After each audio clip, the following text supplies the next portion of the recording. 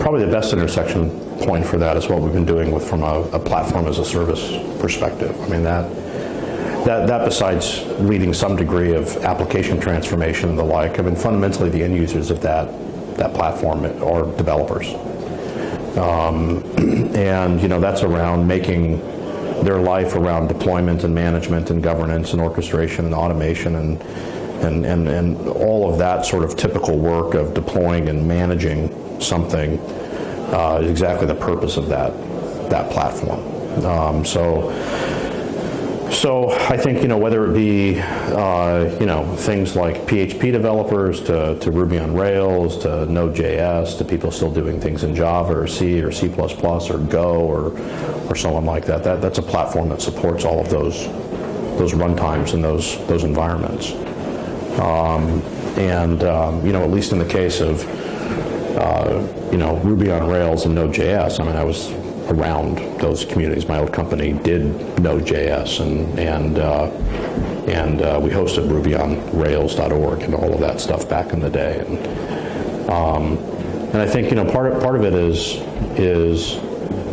you know, the thing that's happened over the last 10 years really is the rise of the developer. I mean, if you think of what the global phenomena is, it really is that a lot of the legacy applications are being rewritten in new frameworks and new runtimes and new languages and so on like that. We even see that, you know, all of a sudden a language like Erlang became exceptionally popular in sort of the web scale world. I mean, it's Facebook chat and WhatsApp and all those things are written in a telecom language, you know, that we open sourced a number of years ago. So I think you see a lot of that sort of coming together, but the global phenomena is exactly the rise of the developer. You know, what we've been trying to do, particularly on that platform as a service, or even just this requirement that cloud systems are supposed to be highly accessible, programmable systems, then of course the people that consume them at the end of the day are programmers. And I think, you know, a lot of the product drive inside of that is around making their life easier. So how does Ericsson make their life easier? Are you doing the SDKs that kind of bring to bear the legacy without a Ruby on Rails developer having to know the legacy? I mean, are you making it easy? No, but I think it's also yes. I mean, that's part of it. One is making sure that the platform software starts with where they are. You know, so you know, in the case of like what we've done with the platform as a service, you know, that runs on Amazon Web Services and can work on Azure, it can work on Google Cloud, it can also work on bare metal, it can work on VMware, it can work on OpenStack. And so sitting there and saying, well, regardless of what the underlying technology is, here's at least a set of platform software that works on all of them.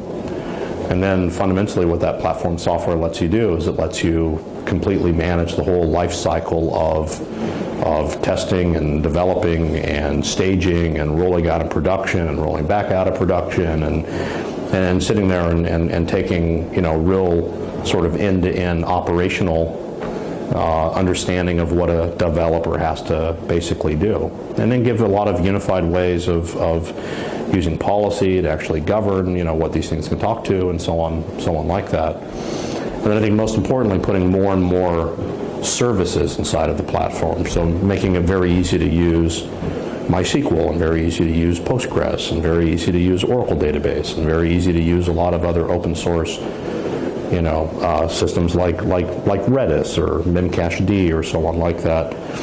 But then also putting a lot of other services in there around, okay, well, here's an object store service, and here's a MapReduce service, and here's a time series database. And so having a complete set of back-end capabilities where it becomes very easy for someone to just sit down and be very productive in writing an application, but then writing it within a platform that can take it from, you know, a laptop to, you know, 20 data centers in sort of a nice seamless way, making it so that someone can deploy that on Amazon, but then bring it in-house, and so giving people that sort of flexibility, and whether you want to call that hybrid cloud or you know, some kind of mobile back end as a service or whatever sort of all the sort of catchphrases are around that. It's around just making a developer's life exceptionally simple. You can sit down, be creative, go, and you're not going to run into scale issues later on. You're not going to have to figure out how to scale out a database. You're not going to have to figure out how to deploy this in sort of different locations and the like. Those should all be platform features.